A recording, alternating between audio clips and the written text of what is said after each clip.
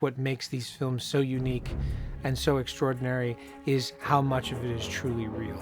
I think the audience knows when they're watching something real versus when they're watching something on green screen, no matter how well done it is. Primarily, my goal on a day-to-day basis is to help the filmmakers understand how they can film things in camera. So avoiding work is what I'm trying to do.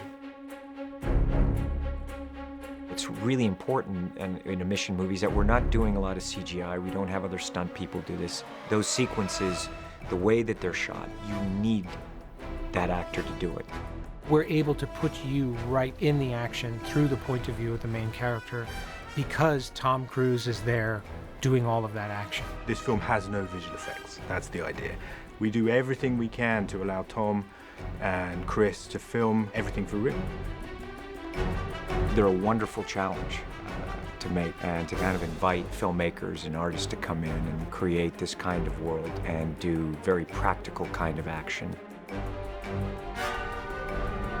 We're kind of tipping our hat to an analog filmmaking. This is the scaffold gun. Our leading character comes in and starts to look around and has to find a sniper rifle.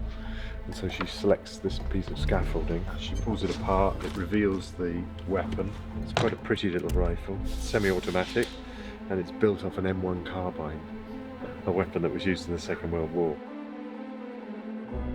So Chris wanted for one of the other assassins, he wanted a weapon disguised as a musical instrument. There is the cleaning rod, and that goes into the back here and becomes a stock. It opens, that's where you would chamber the rifle. So you place your round in there, you lock it, and then that's the position. All the props that go on the set make it feel real and very, very pertinent to the story that we're telling. Those things make a space come alive. Personally playing Benji, I love all the gadgets and stuff. I love walking onto set and seeing the kind of weird gizmos that either that have been meticulously constructed and are brilliant sort of practical props, or like the other day we had to figure out a way to open a door and someone just gave me a washer and said there's a computer in that, and that works just as well. We've programmed a motherboard that's within the machine to actually do those three maneuvers.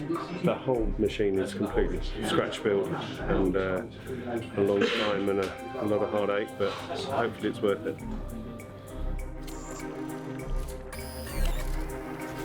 There's something that has nothing to do with how it looks that is, I think, critical to an audience's experience. It's simply the reality and authenticity of it. It's not, can it be made to look good, because we all know it can, but for me, you want to capture the moment with the camera when it's happening. We have a sequence in which Benji puts the mask on and becomes someone else, something that he's aspired to do since the last movie. Well, that's easy. We just impersonate the agent who stole the ledger in the first place, and I get to wear a mask. I had seen it done in other movies and seen it done quite well. I wanted to do it in a way that was completely different. And to me, the only way that became evident was to do it all in camera, without the use of visual effects. That, of course, presented its own special challenges. This effect is often relies on CG. So how can you do a mask-off shot practically and do it in camera and don't touch it? When we were standing on set and deciding how we were going to do it, I suddenly had the idea of doing the entire sequence in a mirror and building a false set that would allow us to have each actor sitting on either side of that mirror, pantomiming one another so that the whole thing could be captured in camera without the use of any special effects whatsoever.